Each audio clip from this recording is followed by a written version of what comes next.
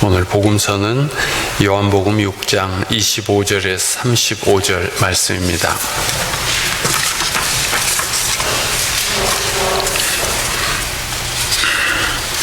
요한복음 6장 25절에서 35절에 기록된 하나님의 말씀.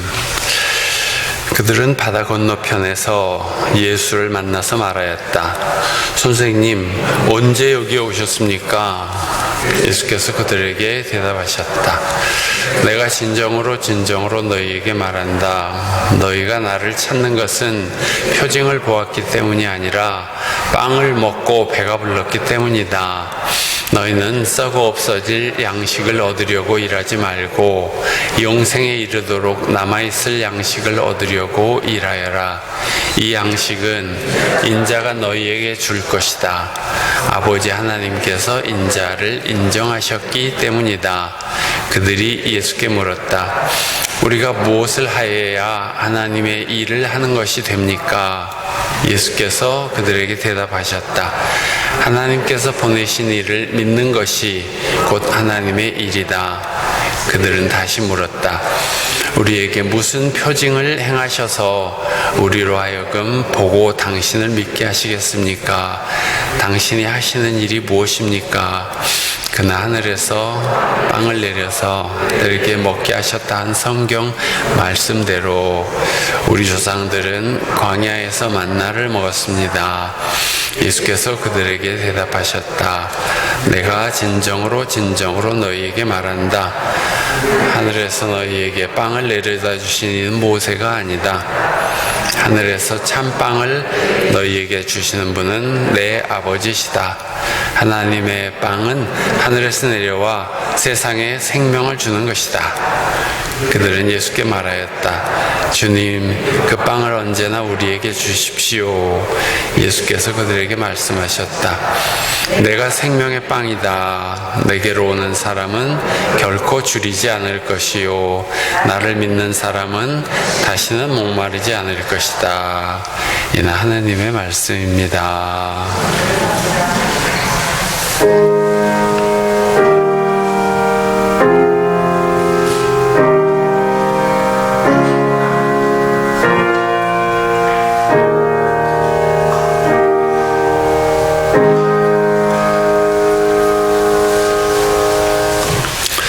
하나님 말씀의 은혜가 오늘도 우리 가운데 임하시기를 바랍니다.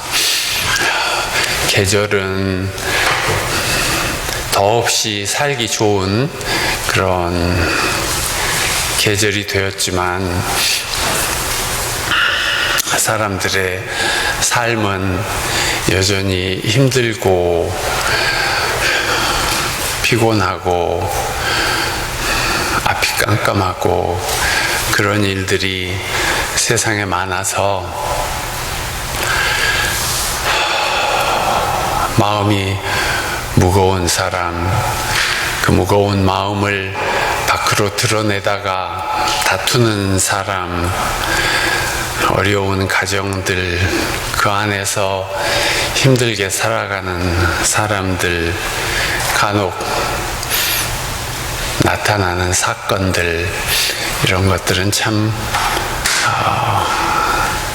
사람들의 삶이 그렇게 평안하고 넉넉하고 아름다운 것 같지만은 않습니다. 잠언 15장에 이런 말씀이 있습니다. 마음이 즐거우면 얼굴이 밝아지고 속에 걱정이 있으면 기가 꺾인다.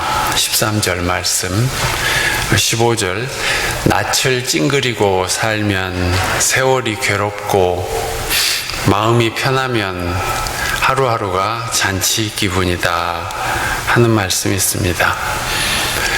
마음이 즐거우면 얼굴이 밝아지고 마음이 편하면 하루하루가 잔치 기분이라 했는데 어떻게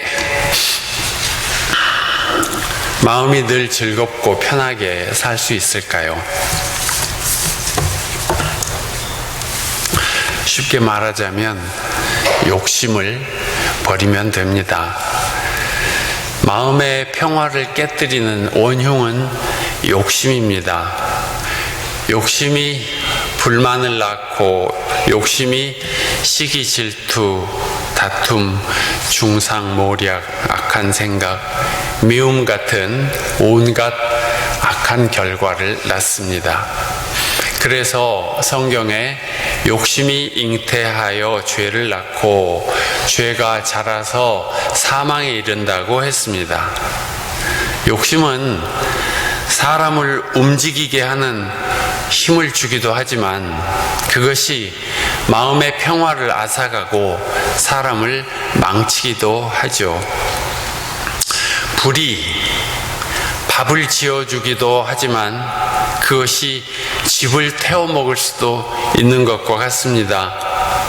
그래서 불은 아궁이를 벗어나지 않도록 잘 관리되어야 하고 사람의 욕심도 사랑이라는 계명을 그 울타리를 벗어나지 않도록 해야 합니다. 골로새서 3장에 그리스도인의 생활 원칙에 관한 말씀이 있는데 거기 보면 다 나쁜 것들은 세속적인 욕망에서 비롯된 것입니다. 갈라디아서 5장에 기록된 나쁜 것들도 다 성령의 열매와 반대되는 것인데 그 육체의 욕망에서 나오는 것입니다. 창세기 3장 뱀의 유혹 이야기는 모든 것이 풍족한 에덴 동산에서도 사람은 욕심을 버리지 못하고 유혹에 넘어간다는 이야기입니다. 사람이 욕망에 사로잡히는 것은 무엇 때문일까요? 빈곤감 때문이라고 볼 수도 있겠습니다. 자신이 뭘 잘하지도 못하고 만족할 만한 그런 성과도 과정도 없고 가진 것도 별로 없고 알아주는 사람도 없고 미래의 보장도 없다고만 느끼는 사람은 항상 그 속에 공허감을 간직하고 있습니다. 그러니 뭘 해도 평화가 없습니다.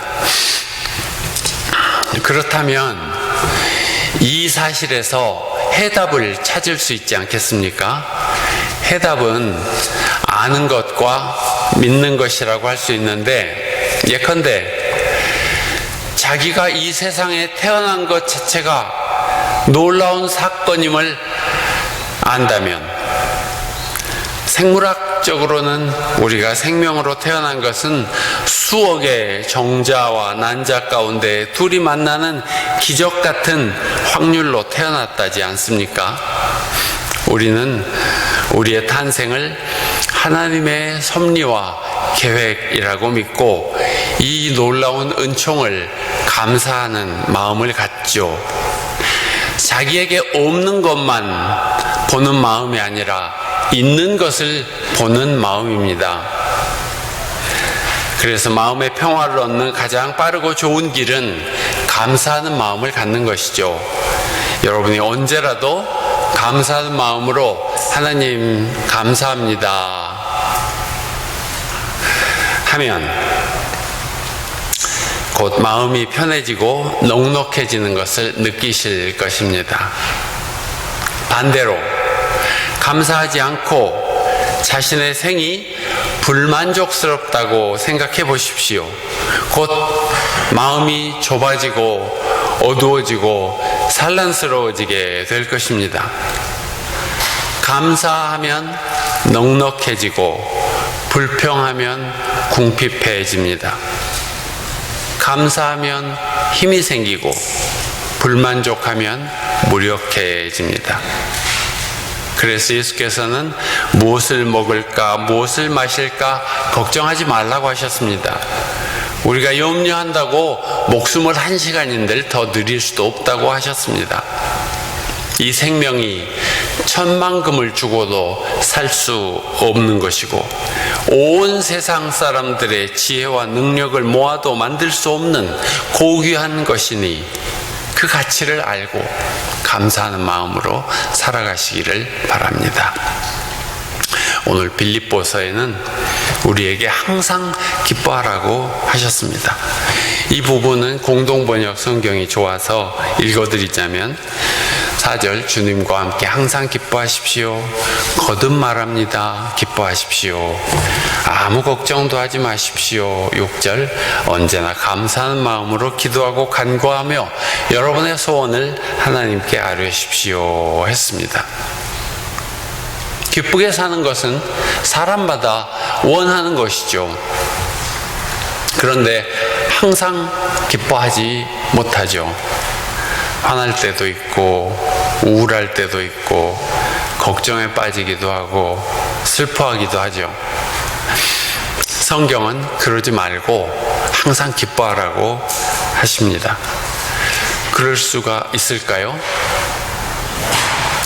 그럴 수 있습니다. 성경에 기록되어 있으니 그럴 수 있을 것입니다. 예컨대 저도 무슨 일로 걱정에 빠져 있을 때가 있는데 거기서 벗어나게 해주는 말씀이 오늘 6절, 7절 말씀입니다. 아무 걱정도 하지 마십시오. 언제나 감사하는 마음으로 기도하고 간구하며 여러분의 소원을 하나님께 아뢰십시오. 그러면 사람이 생각할 수 없는 하늘의 평화가 예수 그리스도를 믿는 여러분의 마음과 생각을 지켜주실 것입니다 하는 말씀. 이 말씀을 생각하며 걱정을 떨쳐버리고 감사하는 마음으로 기도하면 좋은 일이 일어납니다.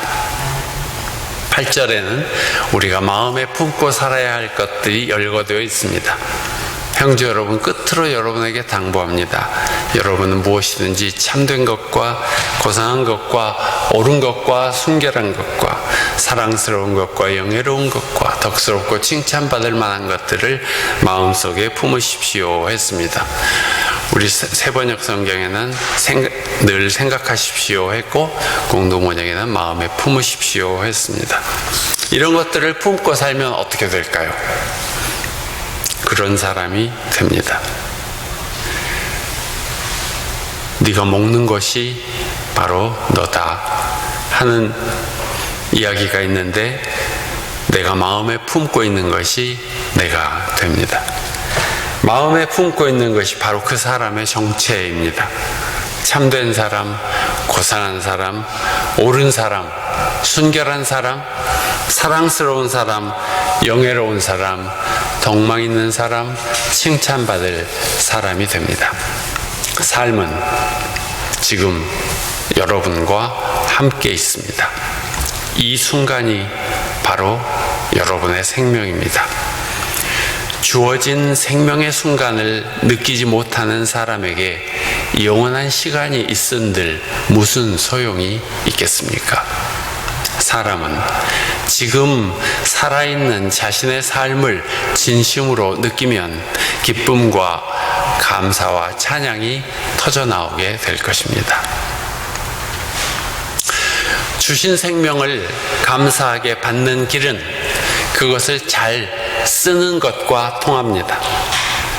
집도 기계도 음식도 샘물도 쓰지 않으면 버리는 것처럼 우리 생명도 사용하지 않으면 없어지고 맙니다. 여러분의 생명을 잘 쓰시기 바랍니다. 어떻게 쓰는 것이 잘 쓰는 것일까요? 모든 것을 주시고 모든 것을 결산하실 하나님을 생각하면서 사는 것이 아마 가장 잘 쓰는 것이고 잘 사는 것이겠습니다. 하나님 나라를 위해서 사용하시기 바랍니다. 꼭 교회를 위해서만은 아닙니다. 하나님 나라는 더 넓고 큽니다. 사람들의 마음에 사랑과 희망과 기쁨을 주는 생애, 우리 사는 세상에 빛이 되고 평화가 되는 삶이 좋죠. 이런 것이 다 하나님을 위해서 사는 것입니다. 더 가깝게 내적인 영적인 차원을 생각한다면 하나님 나라는 주님과 함께 사는 것입니다. 그러니 날마다 주님 감사합니다 기도하며 마음의 기쁨과 평화를 누리시고, 어려운 일이 있을 때는 주님 어떻게 할까요? 기도하며 주님의 뜻에 합당한 길을 찾으십시오. 주님 힘을 주십시오 라고 기도하면 여러분은 힘을 얻게 될 것이고, 주님 용서해 주십시오 하면 사죄의 은혜를 입게 될 것입니다. 사람이 육체의 욕망과 함께 살면 고통과 죽음에 이르고, 모든 것을 감사한 마음으로 살면 하나님 나라에 이르게 됩니다. 정리 들어갑니다. 감사하는 마음은 행복과 평화를 얻는 지름길이다. 없는 것만 보는 눈은 불행한 눈이고, 있는 것을 볼 줄 아는 눈이 행복한 눈이다. 어떻게 해서든 감사하면 넉넉해지고, 불평하면 궁핍해집니다. 감사하면 마음이 편하고, 화를 내면 나만 손해입니다. 오늘 구약 말씀을 보면 이집트를 탈출해서 새 땅에 들어선 히브리인들에게 하나님은 핵곡식을 꺼내어서 광주리에 담아갖고 예배초소로 가져가라고 하셨습니다. 수많은 난관과 굶주림을 겪으면서 약속된 땅에 도착하여 이제 첫 소출을 얻었는데, 그 첫 열매를 하나님께 바치라는 것은 무슨 말씀일까요? 그것은 하나님을 가장 먼저 생각하는 마음이고, 모든 것이 하나님의 은혜로 된 것임을 고백하는 행위였습니다. 하나님께 감사하는 것은 햇살도 고맙고 땅도 고맙고 함께 해준 사람들도 고맙지만, 이 모든 것을 내신 하나님께 감사하는 마음을 갖는 것입니다. 나의 모든 것이 하나님께로부터 왔으니 나의 모든 것은 바로 하나님의 것입니다. 이렇게 고백하는 것이 바로 신앙입니다. 이 고백은 자신이 하나님께 속한 사람이라는 것을 나타내주는 일이기도 합니다. 하나님께 속한 사람은 자신의 모든 일이 하나님의 섭리로 되어졌음을 믿고, 자신의 앞으로의 갈 길도 하나님께서 인도해 주실 것을 믿습니다. 그래서 예컨대 자신의 운세를 보거나 어떻게 될까 걱정하거나 점을 보지 않습니다. 하나님께서 가장 좋은 길로 나를 인도해 주실 것을 믿기 때문입니다. 종국에 인생은 다 자기가 소속된 곳으로 갑니다. 선하게 살아온 인생이면 선한 곳으로 가고, 악하게 살아온 인생은 악한 곳으로 갑니다. 우리의 하루하루는 씨를 심는 날들입니다. 나쁜 일을 하면서 나쁜 씨를 심는 사람은 나쁜 열매를 볼 것이고, 좋은 생각을 하면서 좋은 일을 하는 사람은 좋은 열매를 거둘 것입니다. 세상이 어찌하든지 우리는 이 믿음을 잃지 말고 꾸준히 좋은 씨를 심어가야 합니다. 여러분이 좋은 마음으로 누군가에게 감사와 사랑의 말을 했다면 그것은 좋은 씨를 심은 것입니다. 여러분이 큰맘 먹고 형제에게 사랑을 베풀었다면 그것은 좋은 씨를 심은 것입니다. 좋은 것을 마음에 품고 좋은 씨를 심으며 살아가는 여러분이 되시기를 바랍니다. 그러면 여러분의 생은 틀림없이 좋은 열매를 맺게 될 것입니다.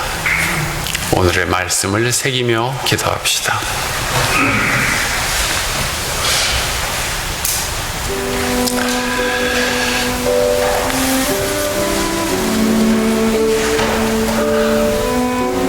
아무 걱정도 하지 마십시오.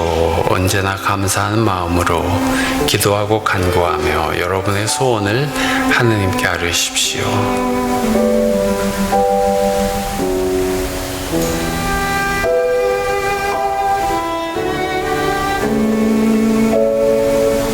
여러분은 무엇이든지 참된 것과 고상한 것과 옳은 것과 순결한 것과 사랑스러운 것과 영예로운 것과 덕스럽고 칭찬할 만한 것들을 마음속에 품으십시오.